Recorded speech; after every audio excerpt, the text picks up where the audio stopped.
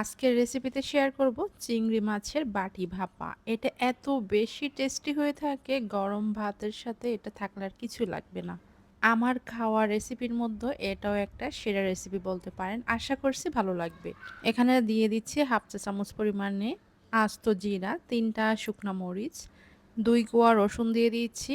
আর এখানে দিয়ে দিচ্ছি ৩ টুকরা মিডিয়াম সাইজের আদা কুচি, ২ টেবিল চামচ পেঁয়াজ কুচি নিয়েছি, এটা পরে দিয়ে দিব। তো এখন এই মশলাটা সামান্য একটু পানি দিয়ে শিলপাটায় বেটে নিব। আর অবশ্যই এই রান্নাতে শিলপাটা দিয়ে এই মশলাটা বেটে নেওয়ার চেষ্টা করবেন, এতে করে টেস্ট বহুগুণে বেড়ে যাবে। মশলা ভালো মতো বাটা হয়ে গেলে পেঁয়াজ কুচি দিয়ে দিচ্ছি, দিয়ে এখন আদা ভাঙা করে বেটে নিব, মানে একবারে পেস্ট করা যাবে না।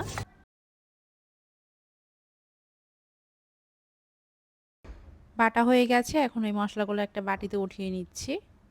যেহেতু চিংড়ি মাছের বাটি ভাপা বানাবো, তো এর জন্য চিংড়ি মাছ তো লাগবেই। এখন আমি চিংড়ি মাছগুলো কেটে নিচ্ছি।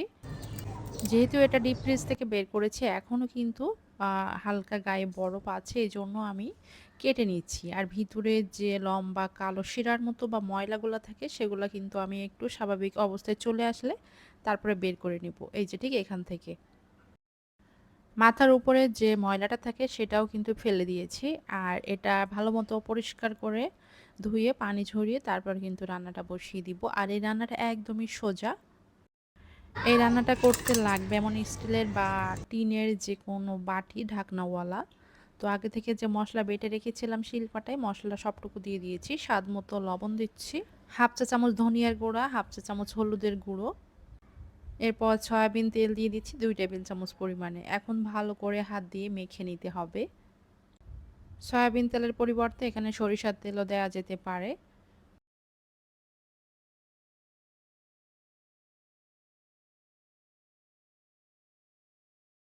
ভালো মতো মেখে নেওয়া হয়ে গেছে, এখন পানি দিয়ে দিচ্ছি হাফ কাপ পরিমাণে। এর থেকে বেশি পানি দেওয়ার কোনো দরকার নেই, কারণ রান্নার সময় অলরেডি মাছ থেকে কিন্তু পানি বের হবে।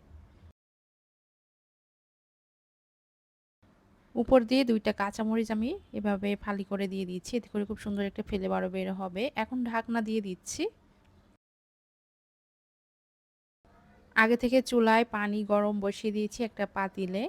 আমরা হচ্ছে যেভাবে পুডিং বানাই ভাপে, ঠিক সেভাবে করে এটা বসিয়ে দিতে হবে। আর এটা রান্না করতে জাস্ট ১৫ মিনিটের মতো সময় লাগবে। যদি মাছের পরিমাণ বেশি থাকে সেক্ষেত্রে কিন্তু সময়টা কম বেশি লাগতে পারে। চুলার আঁচটা অবশ্যই লো আঁচে রাখবেন। এখন আমি ১৫ মিনিট হয়ে গেলে ঢাকনাটা উঠিয়ে নিচ্ছি, এটা হয়েছে কিনা দেখার জন্য। তো আলহামদুলিল্লাহ, যে দেখতেই পাচ্ছেন অনেক সুন্দর হয়েছে। আর এটা গরম গরম ভাতের সাথে থাকলে আর কিছুই লাগবে না। যারা কখনো এভাবে রান্না করে দেখেননি তারা অবশ্যই দেখবেন। আশা করছি আপনাদের কাছেও ভালো লাগবে।